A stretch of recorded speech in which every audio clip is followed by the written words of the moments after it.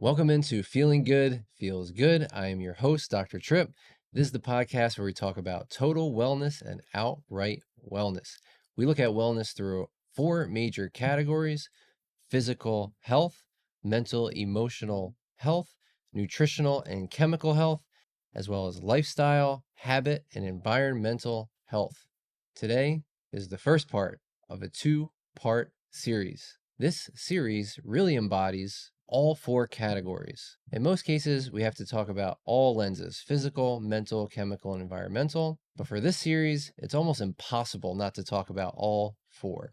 As you're watching this right now, the topic that I'm going to talk about is working hard, even if you feel like you're doing nothing. This is the part of your body that you never think about, that's going on in the background, that's keeping you alive. It switches itself up to support you thriving in what's going on around you in no time at all. It's your autonomic nervous system. An easy way to remember what the autonomic nervous system is think about autopilot or automatic. The autonomic nervous system is going on autopilot without you thinking of it. These tasks are done automatically. And in this two-part series, we're going to break down the two sides of the autonomic nervous system: sympathetic and parasympathetic. We'll get into where these kick in your daily life, how this balance can be lost in many people, how to take care of it, what the downstream effects of an out of balance autonomic nervous system are, and I'll even share my own personal story on how mine was out of whack and how I got back into balance. With all of that, let's dive in. Welcome to Feeling Good Feels Good with Dr. Tripp.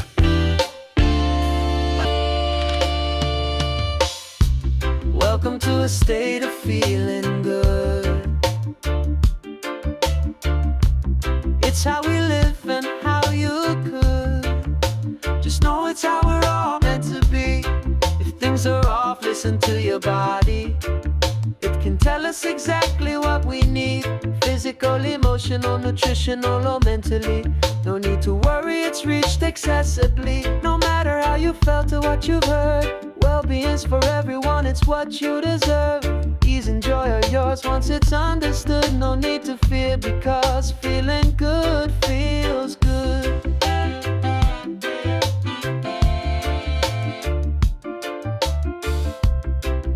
The information in this podcast is intended for educational and informational purposes only. It is not medical advice and should not be interpreted as a diagnosis, treatment, or prescription. Listening to this podcast does not establish a doctor-patient relationship. Always consult your own healthcare providers before making any changes to your health, medications, or treatment plans. The opinions shared here are based on clinical experience, research, and professional knowledge, but they may not apply to any specific situations. By listening to this podcast, you acknowledge and agree to these terms. Welcome back. I'm so glad you're here. I'm so excited for this two-part episode.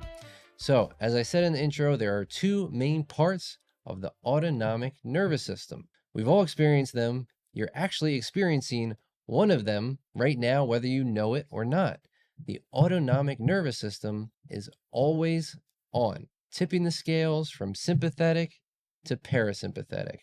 In this episode, we're going to be focusing on the sympathetic nervous system. Have you heard of fight, flight, focus, freeze? Or maybe you've just heard it said as fight or flight. That is your sympathetic nervous system working. The sympathetic nervous system is basically like your body's emergency system, designed to prepare you for action when a threat is perceived. These threats can be big or small. We'll get more into that later. The main pathway of communication for the sympathetic nervous system is actually your middle back, through the nerves in your thoracic and lumbar spine. Middle and lower back. And when our nerves talk, they need neurotransmitters. Think about radio transmitters communicating signals. But these are signals for your autonomic nervous system. And one of the main neurotransmitters for the sympathetic nervous system is one that you probably have actually heard of: adrenaline.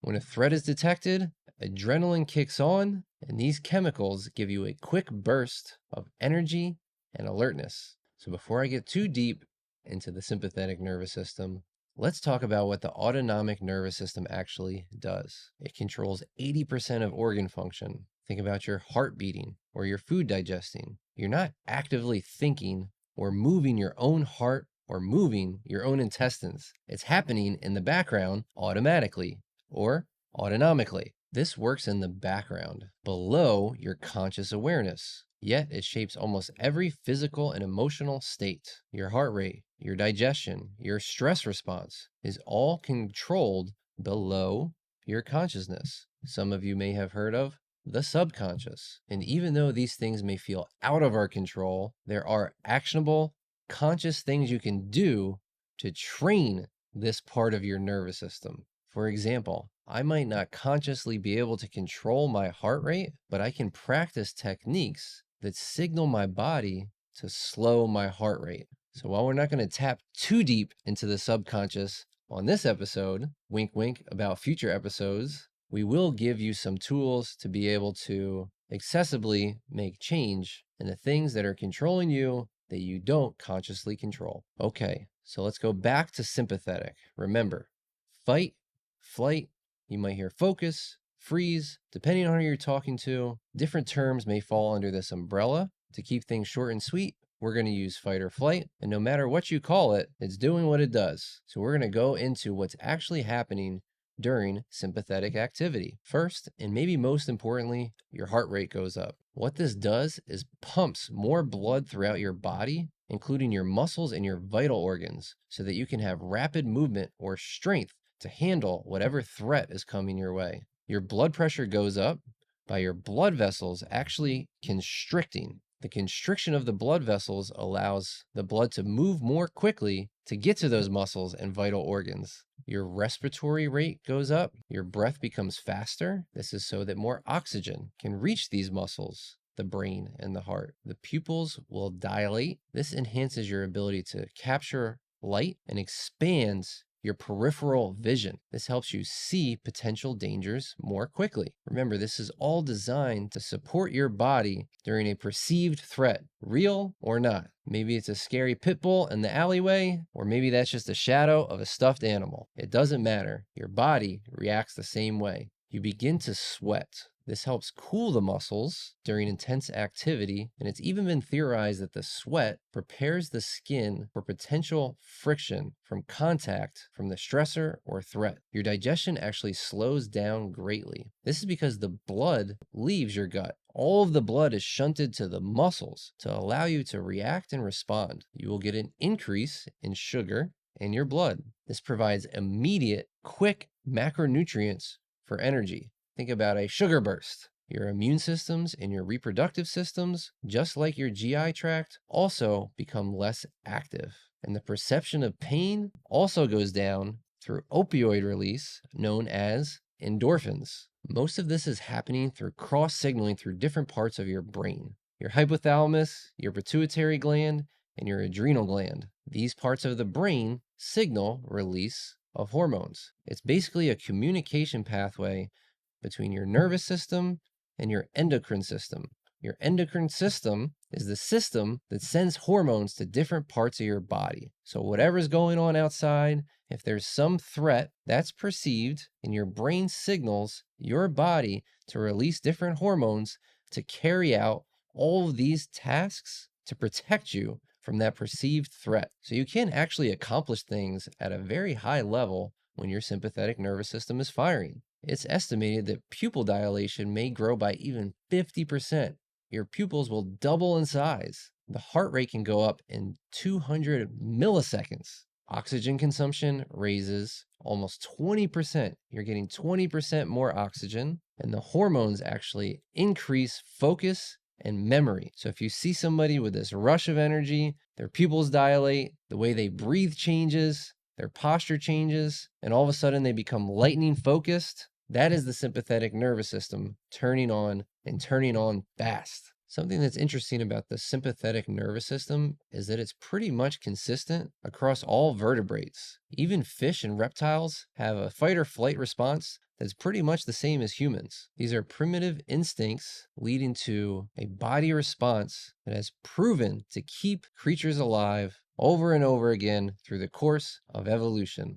The first place this shows up in most people, or where we actually want it to show up, is in the morning. When we wake up and get out of bed, humans have learned to be alert, to be ready for their day, whether it's just to get stuff done or detect threats in their surroundings, the sympathetic nervous system turns on and releases cortisol first thing when getting out of bed in the morning. Some modern areas where we might see this activated are commuting and maneuvering through traffic. This is one of the areas where you actually might see the most sympathetic activity. If you're stuck in traffic, we've all felt the stress of traffic, and it's stressful because you have to wait there, but commuting safely is also survival, and your body is using your sympathetic nervous system to protect you from the threats of traffic. This is why you might see so many people with increased heart rate and increased blood pressure and stuck in fight or flight mode while in traffic. Our muscles are primed to react to sudden movements. Our pupils are also dilated so that we can have peripheral vision, looking through our mirrors, windshield, and side windows. Have you had sweaty palms in traffic? This is your sympathetic nervous system actually activating to try to help with your grip strength on the wheel, shift, or brake. The sympathetic nervous system also keeps your reaction time sharp. So this is one of the best modern examples of looking at people who have an active sympathetic nervous system. If you've been stuck in traffic, not only do you feel it yourself, but you can probably notice it in other drivers as well. Morning exercise or workouts tend to stimulate the sympathetic nervous system. Focus tasks and work-related tasks also stimulate the sympathetic nervous system. There's been data showing that parenting or attempting to multitask are also times when the sympathetic nervous system is on overdrive. Now, the balance between sympathetic and parasympathetic needs to be exactly that, balanced. So while sympathetic and parasympathetic used to be looked at as a light switch, one is on and the other is off, we actually know now that it's non-binary, meaning not just on or off. And while they're not like a light switch, they do work not against each other, but almost like a push-pull or a seesaw. When one is stimulated a lot, the other is stimulated less. And our body works to create flexibility and balance between both systems. And with anything, when we want balance, sometimes things can get out of balance. While we need our sympathetic nervous system, having it constantly on or on overdrive can lead to real implications. This can come from either prolonged sympathetic activity, meaning your body is operating in a sympathetic state for periods of time that are too long, or from hypersensitivity, meaning that your sympathetic nervous system turns on too fast. And because of this, it's on too much and you're out of balance. So what does it look like when our sympathetic nervous system is on overdrive? You can probably guess the symptoms and signs. Insomnia is one. Your body won't go to sleep because it feels like it's still under perceived threat. You can even get anxiety, not just from having the chronic sensation of feeling like there's a threat coming in, but actually your neurotransmitters can become imbalanced. And those alert, threat-protecting hormones can start to be released too frequently, shutting down the release of the hormones that allow you to relax.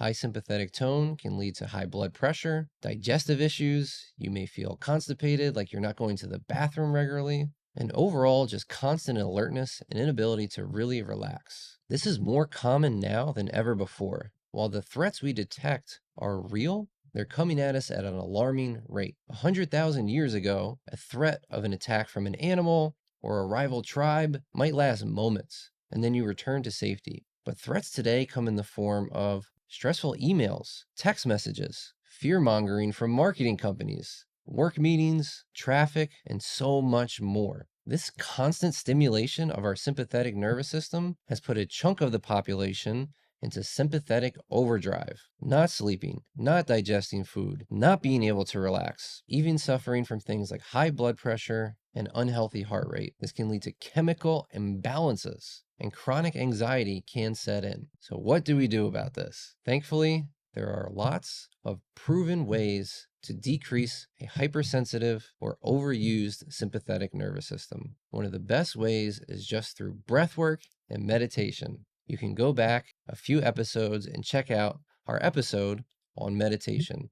This will help you find a style that fits what you're looking for and give you a deeper understanding on how to use it, benefit from it, and get started. Running and aerobic exercise has actually been shown to decrease sympathetic activity post-run. So while you may be feeling a lot of sympathetic overdrive during your run, your body shuts down this mechanism after, and it increases something called your heart rate variability. We want your heart to be able to beat fast and beat slow at different times. When you're always stuck on sympathetic, the heart rate will be higher.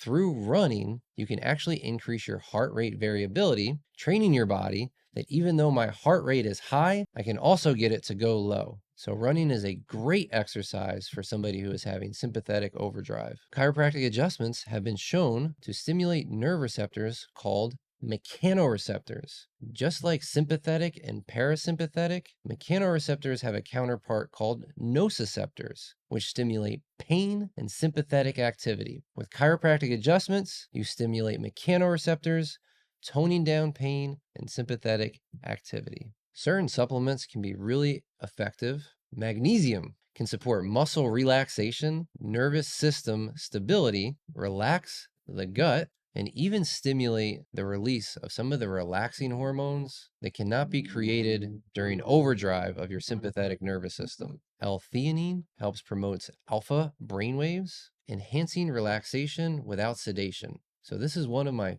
favorite tools, L-theanine found in green tea, which can actually simultaneously relax you and make you feel energized without feeling sedated. One of our next episodes will be all about green tea. Adaptogens like ashwagandha can modulate your cortisol response. Of course, food and nutrition can come into play, making sure that you're not eating too much sugar as your body is already trying to release sugar into your bloodstream with sympathetic activity. Proper hydration is key. Omega fatty 3 acids like fish and fish oil, as well as moderating caffeine. Yes, you may have to drink a little less coffee if you are stuck in sympathetic overdrive. So I hope that you all feel a little bit better about understanding what's going on in the background in your body, are excited to continue to learn about this as we transition to next week's episode, which will be on the sympathetic's counterpart, parasympathetic activity, better known as rest and digest. I can't wait to see you all then. In the meantime, feeling good feels good.